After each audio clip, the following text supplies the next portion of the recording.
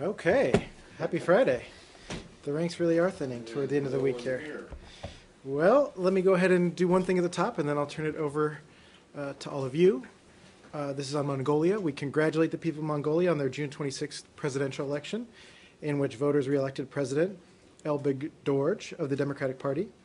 We note that Election Day was peaceful, voter participation was high, and preliminary indications are that the election was conducted in a free and fair manner and in accordance with the Mongolian constitution. This was the first Mongolian election observed by the Election Observation Mission of the OSCE, of which Mongolia became a participating state on November 21st, 2012. Mongolia continues to demonstrate its commitment to the further development of the principles of democracy and free and fair elections. After more than 2 decades of impressive democratic and market economic transformation, Mongolia continues to serve as a positive example for emerging democracies around the world. The U.S. looks forward to continuing our positive and constructive engagement with Mongolia and further strengthening the friendship between our two countries. Congratulations to the Mongolian people. This is just a technical question. Yep. What part of Mongolia actually touches Europe? Why is the OSCE involved? I don't understand. Well, my information here says that they're a participating state. It doesn't look like they're a member. It looks like they're a participating state. Why? I am not sure why the OSCE has participating states electoral You observation do missions. acknowledge that Mongolia is nowhere near Europe. Mongolia- Doesn't border it. Doesn't have anything to do with Europe. The last time I checked, Mongolian is not in Europe. No. All right. Go ahead. So I don't expect that you'll have anything new to say, but I have to ask if there's any update on the Snowden situation. You know, I really don't have an update other than to say that we continue to be in touch via diplomatic and law enforcement channels with countries through which Mr. Snowden might transit or that could serve as a final destination. Also in touch clearly with the Russian authorities, and we're advising governments that Mr. Snowden is wanted on felony charges and should not be allowed to proceed any further other than necessary to return to the United States. So we continue to make that active case through diplomatic and law enforcement channels. All right. And are you aware of any specific contact with the Russians today? Our contact with the Russian is daily. With the Russians is on a daily basis, so we were in contact with them today. Do you I don't have anything- here, there, who? Through law phone? enforcement and diplomatic channels, but I'm not going to go into it further. All right. Would you say that the message to the Russians has been consistent since day one, or has it changed, has it evolved over the course of the last couple of days? No, we've been consistent. You know, we've said that we don't want this to negatively impact bilateral relations. It's understandable that there's some issues raised by this, but from our perspective, based on our cooperative history of law enforcement, and especially since the Boston bombings, that there's certainly a basis for expelling Mr. Snowden. And just to reiterate that that's based on the status of his travel documents and the pending charges against him. Jill, go ahead. Do you have any reaction to what the Ecuadorians are saying now about the trade? Because obviously they're pushing back very strongly on any thought that they have any human rights violations, press violations, et cetera, and they're saying we don't want your help. I mean, again, these are sovereign decisions for the government of Ecuador to make about what kind of relationship they want with us. We've had our differences, but we've also found ways to cooperate. So we'll see if there's still a way forward to cooperate, but it takes two to tango, so to speak. Well, I mean, there's a kind of a mixed message that comes out of here, because on the one hand you're saying we don't want this to affect, and it's really too bad if it does, and yet there really are not only implied threats, but pretty direct threats. Your phrasing yesterday was pretty direct. So, It was. Yeah. Well, then explain. Why so direct? Why threats? Because this is being interpreted as the U.S., of course, bullying the rest of the No, world. I wouldn't say that at all. The point is just that we're making a consistent point to any government that might take him as a final destination that this is somebody wanted on serious felony charges, and we'd like him returned to the United States. And so we've had law enforcement cooperation and other types of cooperation with some of these countries, including Ecuador. We'd like to see that continue, but clearly detrimental if that cooperation isn't received. So we're talking about somebody charged with very serious crimes. So we'll continue to make that case. We've been consistent. Well, is that a statement of fact or a threat? No, I would say that these are statements of fact. We want this built on cooperation. It'd be very concerning if that cooperation isn't there.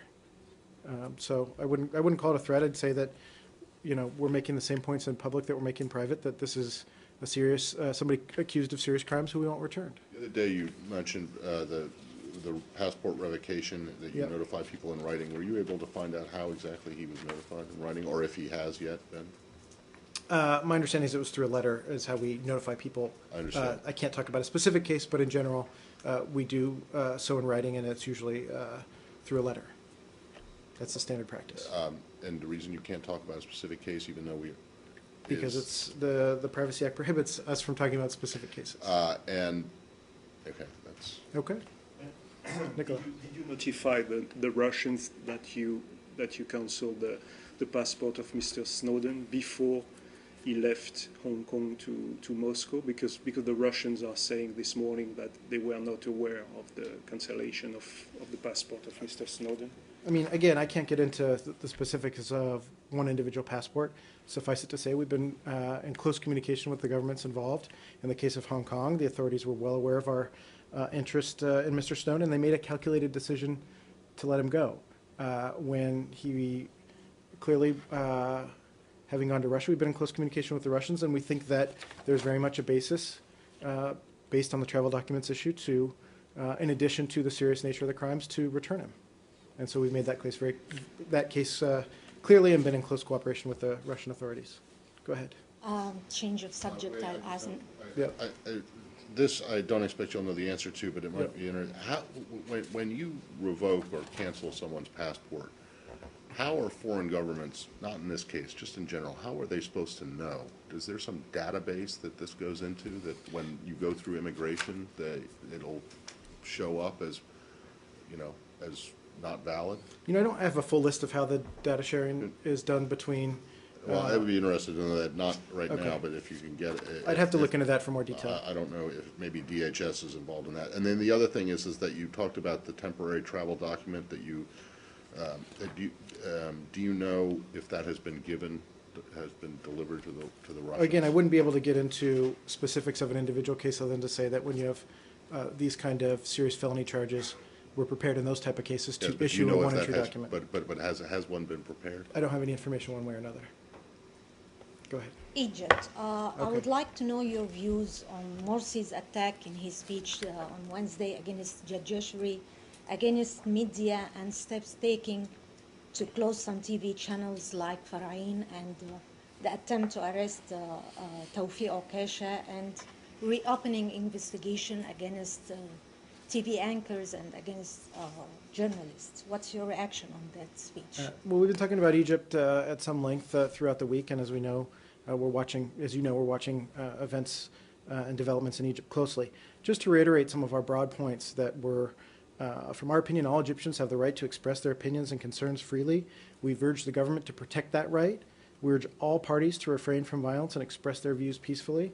And political leaders have the responsibility of taking steps to ensure that groups do not resort to violence. So we really want an atmosphere where that can be done. We want the government to protect the people's right to make their voices heard, and we want people to, if they so choose to protest, to do so peacefully. But my question is specific regarding attacking journalists and attacking media freedom. We are strong supporters of the freedom of media around the world.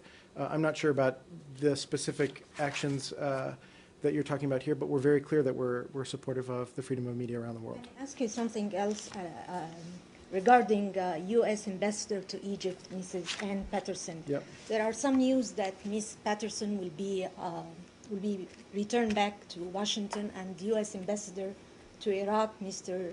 Stewart Jones, will replace her in Cairo. Do you have any comment on that? Again, I don't have any personnel announcements to make. Ambassador Patterson continues to be the President's representative and the representative of the United States people in Egypt at this time. But I don't have any No further... plans to for her. Well, again, we do returning rotate back? ambassadors when there's a normal ambassador rotation, but I have nothing to announce about this particular embassy or ambassador still in place. Last question regarding her meeting with Mr. Khairat Shater. He's a vice president of the Muslim Brotherhood. He has no official position. Can you explain her meetings with... Again, I'm not aware of each individual meeting of Ambassador Patterson, but she and her embassy team have broad contacts across society in Egypt. And just to reiterate, and she's been clear about this, we've been clear about this, we don't support any individual or particular party in Egypt. We are supportive of the success of all Egyptians. Mm-hmm. And so media reporting or other efforts to think otherwise are just incorrect.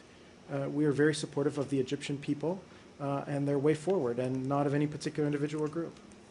Patrick, also in Egypt, I remember a while ago when the secretary was there, the Egyptian government was promising to carry out a number of reforms that would then be able to allow them to get IMF or international help, et cetera. What's the status of those reforms now? My understanding is we still need to see further progress. My understanding is they've not made an agreement with the IMF yet, and so we've continued to push in our conversations with the government to finish those reforms. And the broader point is that we want both the government and the people who have their concerns. They're legitimate concerns that need to be addressed. And so both the government and those who have concerns need to work through those, and through those politically and in the political sphere.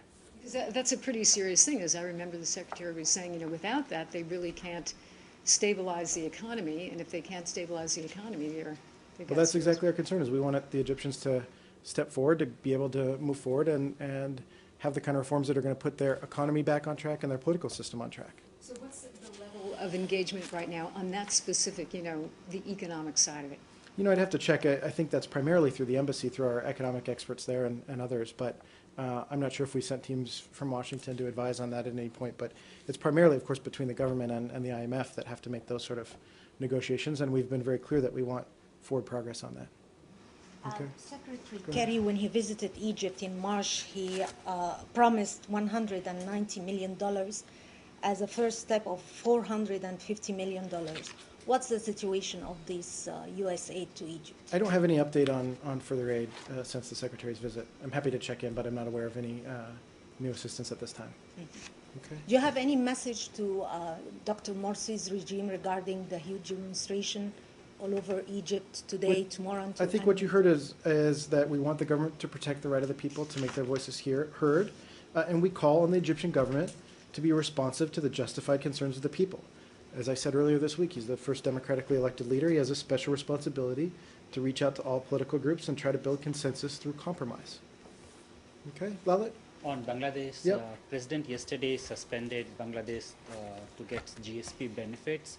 Yep. Have you heard anything from Bangladesh, any kind of response from them? Well, as you mentioned, President Obama did announce a decision to suspend Bangladesh's GPS benefits that USTR announced yesterday. Let me note that the United States believes this moment represents an opportunity for Bangladesh to take action to improve labor and safety standards. So, the U.S. will work with Bangladesh on the steps needed to potentially restore its GSP privileges, but that requires going through a process so that Bangladesh can make improvements. So we'll continue to work with them so that they can take additional substantive actions to improve worker safety.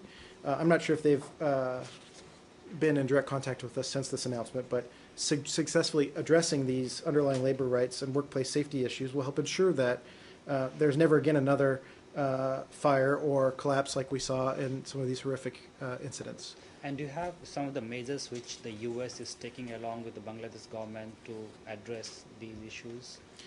Just to say that we need to see improvement in worker and safety rights, including the right to freely associate and engage in collective bargaining. I don't think here from the State Department podium I can get into all the necessary actions. I'd really refer you to USTR about the specifics, but that's sort of the broad areas that we're looking to cooperate with with the Bangladeshis on with labor concerns. Go ahead.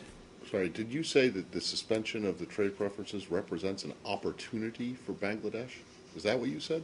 Right, this is an opportunity that they need to take advantage So of. this is a positive thing, then? Well, look, Matt. This is the most, Matt, that's completely twisted. Matt, to take the lens back a little bit, remember. They've had an opportunity for years and years and years to do this, and so now all of a sudden, so you punish them and then call it an Well, opportunity? this crystallizes their decision making. We want to see the Bangladeshi economy succeed. We think that there are important economic opportunities to lift more people out of poverty into the middle class, and there are great economic opportunities, but it has to be done in the context of better labor and safety standards, which I think we've seen because of these really horrific incidents. So if the State Department what a key need that is. If the State Department were a traffic cop and Bangladesh was a speeding motorist and you gave them a ticket, you would say that represents an opportunity for them to slow down?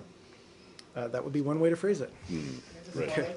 I'm sure they're very pleased with the opportunity that you give them. Go ahead. I think there had been a number of hearings on the Capitol Hill, and a number of congressmen and senators, they were asking the administration to rebuild or as far as safety, and on the one side and the other side they were asking to rebuild the factories and all that, because it is in the interest of the both countries, Bangladesh and the U.S., Yep. because of those garments and all those things. So what steps you think the U.S. is taking on the advice of the U.S. Congress?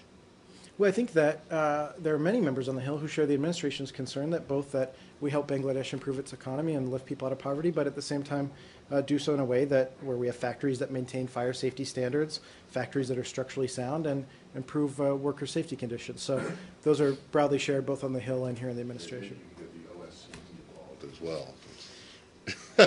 So one more, just quickly. Go ahead.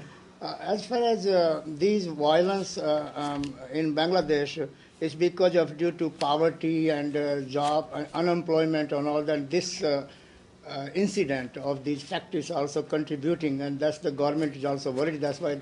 What do you think the government is asking the U.S. or what the Bangladesh government can do to calm this violence and democracy can continue in Bangladesh? Well, that's a really broad question, but I mean, there's a lot of multifaceted issues you've raised, but clearly we want to get their economy improving. We want to help as they consolidate on democratic reforms. Jill, go ahead. On Russia? Yes. I know you're engaging on a daily basis, so I'm interested in whether on another subject you're bringing up some of the events that have been taking place this week, specifically the human rights organization Golos Yep. was shut down. Have you brought it up with them? What's your reaction? We have. And you know this is in the context of their so-called foreign agent law. And you know we raised concerns going back to when this law was initially being debated and passed, and now we've raised some concerns during its implementation. So we are very disappointed by the recent action of the Russian Ministry of Justice to suspend for 6 months the activities of the election monitoring NGO Golos under the so-called foreign agent law. This is the latest example of a disturbing trend in which the Russian state is suppressing civil society activities within the country. Just to give you, for those of you who aren't familiar with Golos, since 2000, it's been a preeminent domestic source for objective monitoring of elections in Russia. In 2012, it received the prestigious Andrei Sarkov Freedom Award for its accomplishments, achieved despite increasing pressure from Russian authorities. So it's a highly professional, nonpartisan watchdog organization. Their work is helpful. It's helpful to the Russian people to inform them about the integrity of Russian elections in Russia. So we are concerned. We were concerned about this law when it was being debated, and now that it's being implemented as well. Are you discussing it directly with them, or is this just public statements? We have raised it directly with the Russian authorities. Okay, go ahead. Yes, Nikkei. the other day you mentioned that Secretary Kerry is planning to have a bilateral talk with Chinese Foreign Minister next week during the ASEAN. Is that finalized yet? Do you have more details on the date and then the agenda? You know, the traveling team will be en route to ASEAN, and they'll be able to read out in more detail all the bilateral meetings that he's going to have, but he'll meet with a number of counterparts while he's there. Yep. As far as these latest hundreds of people died in the Muslim Yep. region of China, you think this is the beginning of the movement for democracy in China, elsewhere like it took place, and Chinese are still suppressing in the name of one China, or in the name of that they don't want to open to the rest of the world as far as the freedom of the press, freedom of religion movement, and all those other things. How much now U.S. is stressing or asking China really now time has come to open? Well, Goy, I'm not sure how broad a conclusion we draw about these specific incidents, but you heard me talk about them here at the podium, and you heard me say that we're deeply concerned about ongoing reports of discrimination against and restrictions on Uyghurs and Muslims in China, and we've urged China to address those counterproductive policies, and we've urged a thorough and transparent investigation into some of this violence. So I'm not sure that we're going to draw broader conclusions, but we do want Chinese citizens to have their rights protected. But are you supporting any kind of movement or democracy in China, or a movement for democracy and human rights? Look, internally, in terms of China's citizens, that the future of the Chinese is for them to decide. Broadly speaking, around the world, we support democratic aspirations, but each country is in a different stage of development. So I'm not sure that I would draw that direct a conclusion. Jill, you look at something? Go ahead. Just need to ask any updates about the NGOs and the 16 American NGOs workers who were sentenced to jail in Egypt. Do you have any communication with the Egyptian government regarding that issue? You know, I don't have an update on that, but you know how strongly we felt at the time, and It was a political sentence, we've said that at the time, and we were deeply concerned. But I don't have an update. but you don't have any communication regarding that issue? It's been a Are you regular going- part of our communication with Egyptian authorities, but I'd have to check in on an update. Nike, go ahead. Yesterday, you have some details about Ambassador Gary Luck's visit to Tibet. Yes. And then now that today they concluded the trip to Lhasa, I wonder if you have more details to add, like who do they meet, what did he see, and then is there any more development on the possibility to have a U.S. consulate in Lhasa? Yeah, a couple of you asked about this yesterday. Just to reiterate that he finished his visit, I guess it was still today, physically the 28th, but many hours ago, since China is ahead of us. But Ambassador Locke met with local officials, including the Tibet Autonomous Region Party Secretary Chen Quanguo and Lhasa Party Secretary Chi Ji-la. He met with leading monks from a number of Lhasa monasteries that they attended his meetings with Secretary Chen.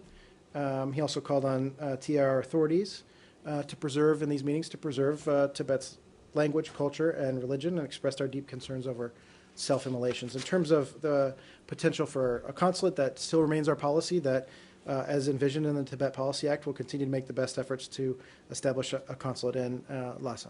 The discussion to have a Lhasa consulate still going on.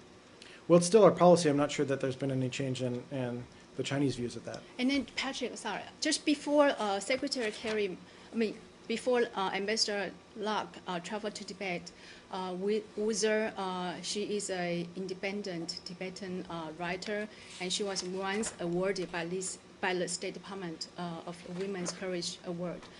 She was under house arrest. So I wonder if that was brought up during this. I'm not sure if her case was brought up on this. I'd have to check. Do you have more details on? I'd have to check into The that. I'm not facts. sure one way or another. Okay? Anything else? Go ahead. I want to ask about Syria. Yep. There's been a lot of activity on the Hill in recent days, and including I think there was a report about a hearing yesterday that was meant to be about intelligence reports and then sort of morphed into a discussion on Syria. But are you concerned that sort of some kind of sense of a perception of disunity in the U.S. government might sort of embolden or sort of strengthen the regime's hand there? Look, we continue to be in close contact with the Hill. Members of Congress have their views, but there are many, and the vast majority of Congress that wants to see the kind of secure, stable, non-sectarian Syria that we're looking for, and so we'll continue to work with members of the Hill in that regard. Okay. Just a quick one on Saudi Arabia. Saudi King just recently announced that their week will start now Sunday through Thursday, means they are now aligning with the international community weekend, Friday and Saturday. My question is that what the human rights advocates and religious freedom advocates are calling that Saudi Arabia should announce now that they should open as far as human rights for the women and human rights overall, and also the religious freedom, among other things. Is U.S. in talk with Saudi Arabia that they really, again, the time has come to align with the international community on opening of Saudi Arabia in many fronts? Well, human rights is part of our discussion with Saudi authorities. I'm not sure I draw a connection between days of the week and our wider human rights discussion, but it is something we raise. Does the United States consider the days of the week, which days are work days and which days are weekdays, to be human rights, or which days are? I'm not sure that we take a position on weekends? No. No. How about, did you take a position on when the president of Turkmenistan changed the names of the months of the year to his own family members' names? I don't think we have taken a No. position on that. So, okay. Did you get an answer on the Cambodia question? I do have an answer on Great. Cambodia. This is on, for those of you who hadn't seen reports about a ban on broadcasting of foreign-produced radio programming in Cambodia. We've seen a copy of the directive issued by the Cambodia Ministry of Information banning the broadcast of foreign-produced Khmer language programming in the 31-day period leading up to the July 28th national elections. This directive is a serious infringement on freedom of the press and freedom of expression and starkly contradicts the spirit of a healthy democratic process. We are deeply concerned by this action and urge the royal government of Cambodia to reconsider this decision. While our GC officials at the highest levels have publicly expressed an intention to conduct free and fair elections, these media restrictions and other efforts to limit the freedom of expression call into question those intentions and the credibility of the electoral process. Did you, have you made that case to the government? We are making it directly Directly? to the government. Do you know, has it been done already, or is it? I'm not going- sure with the time change and the hours that we've been able to check in with our post, but it will be made if it hasn't already. Okay, and by the ambassador, I presume, or by the embassy? By I our mean, it's post. not something that, it's not something, sorry? I'm not aware that we made a call from Washington. It would be done by our post. Finally, do you have any update on the talks with the Taliban?